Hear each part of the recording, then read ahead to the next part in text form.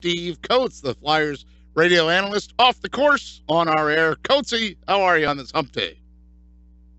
Peter, outstanding. How about yourself? I'm doing okay, pal, because I saw a tweet. I know you remember Dan Roche, the guy that we worked with at CSN, Booney.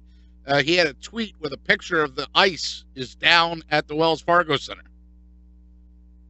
The ice is at the Wells Fargo Center already. Isn't that's a nice sign that we're ready to go? Yes, that means the calendar, I guess 27 days until the Flyers get underway at the Wells Fargo Center. At least the rookies are coming in soon.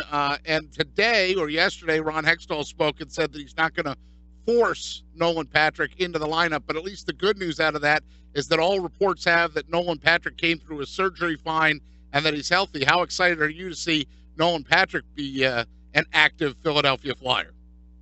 Well, obviously, when you can pick get a number 2 draft pick, there's a lot of anticipation, especially for a team that struggled to score goals last year. And it's a home run when you go into a lottery and you have a 2% chance of winning it, 2.4, I think, and end up getting a Nolan Patrick. So I think that there's a lot of excitement about the possibilities of him filling that void. And on top of that, you got to look for your big boys to come back and play the way they're supposed to play. I don't think it was a good year for them. So hopefully all those different things come together for next year. Big boys being Claude Giroux and Jake Voracek, I would assume you're talking about. So the Flyers are overloaded now with centers. Coates, how do you see the center position shaking out? What moves can they make to accommodate everybody? It's interesting, Peter. I don't know if you can really slot people into that position anymore. It used to be that centers were centers and right wingers were right wingers, left wingers were left wingers. But now the players are so skilled that they basically can play all positions. At one point last year, the Flyers had 6 players playing the wrong wing. Mm-hmm. That's unheard of because you're playing with your back to the play coming out of your own zone. It's an advantage in the offensive zone, but it's a nightmare coming to your own zone playing the off wing. Those days are maybe changing now where the players are so skilled, like I mentioned, that they can play any position. I mean, obviously, you say, oh, yeah, we got too many centers, we got too many this. That's the problem we have in any sports business. And I can only speak for hockey, but we get into training camp and we say we got too many centers, too many right wingers, too many left wingers, and you get around to November and you say, where can we get a good left winger? And that's just the way the world is today. So when you take a look at it, I would imagine that, a guy like Konechny play a lot of different positions. I would think Philpott could play a different position. So I would think that there's a lot of our centers that can play the wing, whether it be the right or left. That's for another day. Steve Coates with us, the Flyers radio analyst. Flyers not that far away from being back at the Voorhees practice facility. In fact, the rookies will be back on the ice on September 11th. The veteran camp starts on September 15th. Both those camps, by the way, free to the public. That's a good time, right, Coates? For if people are Flyers fans, they ought to come to Voorhees sometime. The access that you get and you see the players up close and personal, and it's kind of a neat way to experience the game. It's such an easy thing. It's not like a long walk from the parking lot. You walk in, you sit down it's a little chilly, but it is an ice arena. But you have the opportunity to be able to look right there closely at the guys that you really enjoy playing as compared to seeing it in the Wells Fargo Center, because obviously the amphitheater gets a little bit bigger.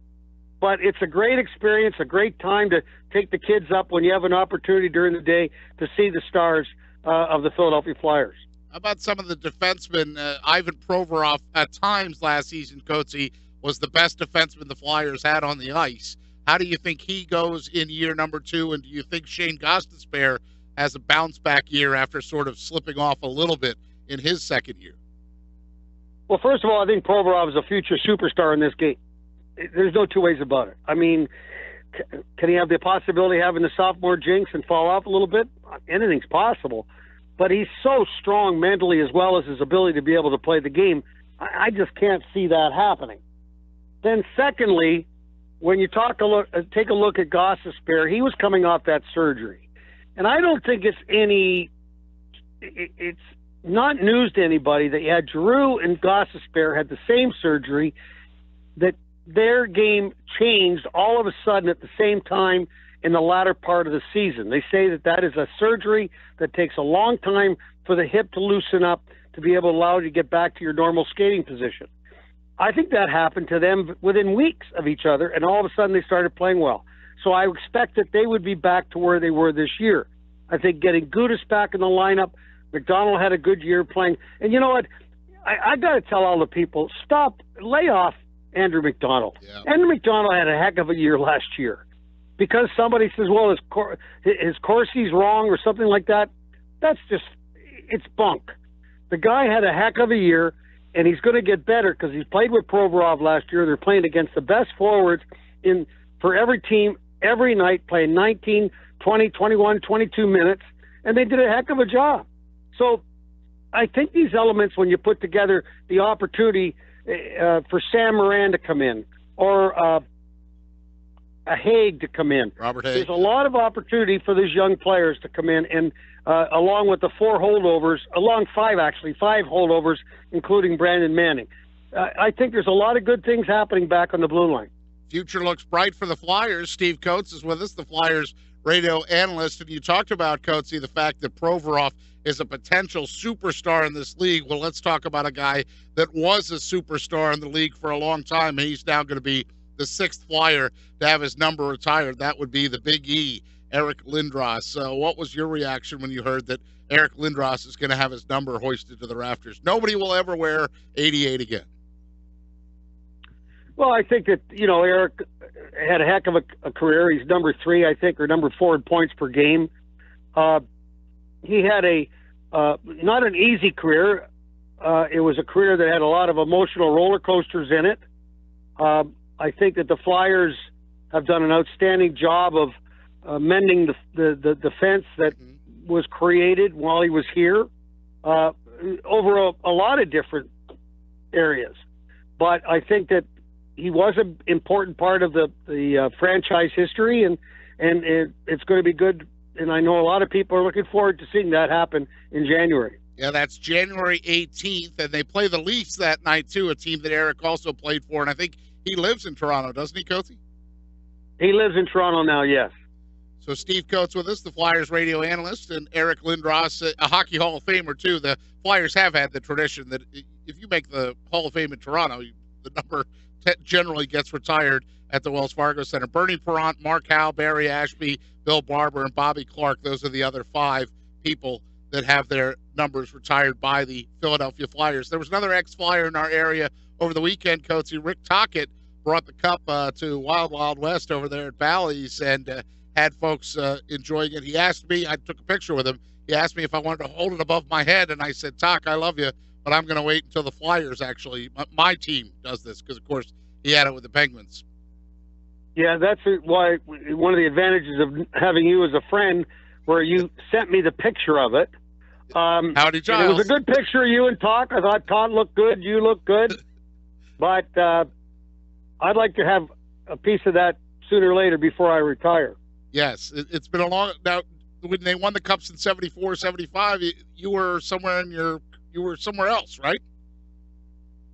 I was in the Richmond Robins, the farm team, number 1 farm team, the kind of the equal to the Phantoms at that time. Okay, so yes, at some point you'd like to be able to, and you might notice, by the way, Coates, I didn't have the white gloves on or anything. I was just holding the cup. Well, you know what? You're allowed to do that. I mean, you have the advantage of standing with the guy that's won a couple. He's won. What has he won? 1, 2, 3. 3 total now. Yeah. Yeah, 3. So I think you have the right to do that. That's not a problem. I actually have a picture of myself with the Stanley Cup. The year after they won the Cup for the first time in Philadelphia, everybody in training camp got their picture taken in uniform with the Cup. Oh, cool. I have no idea where that picture is, but I imagine it's somewhere. Did you touch it? Did you pick it up? No, it just sat there, and I stood beside it. Perhaps the rules were a little less stringent back then. Steve Coates with us, the Flyers radio analyst. So we're not that far away from hockey, Coatesy. I know you're excited. What year will this be for you with Flyers broadcasting? Oh, I missed a couple years, so it'd be 35. I think there's an anniversary. Give or take a couple of minutes. Right, 35, yes, yes, and a couple of Canadian frescas, as you always say. All right, pal. Well, right, 35 or 36. 36, because there were some games, I would say 36, but who's counting? Right. Why would you do that? Flyers analyst Steve Coates with us. We look forward to him being on our air again this hockey season, him and Timmy Saunders with the call right here on 97.3 ESPN. Coatesy, you take care, my friend. Peter, I got to just mention that the area lost one of the good guys this past week. The gentleman that owned Charlie's for very many years. Jack Thomas. And Jackie Thomas was just one of the best. And I just want to say that his family, just great people. And my condolences to all of them. And just one of the big, real good guys gone. Agreed. 100%, Coatesy. Agreed. Thank you so much, pal. And we'll catch up soon. Okay. Take care.